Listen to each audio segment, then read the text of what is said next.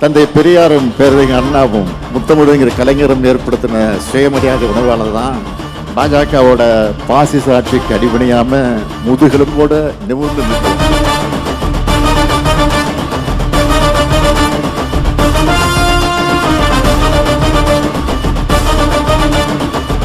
நம்ம அரசு செஞ்ச சாதனைகளால தான் நம்மால தைரியமா எல்லா வீட்டுக்கும் போய் ஆதரவு கேட்க முடிஞ்சிச்சு.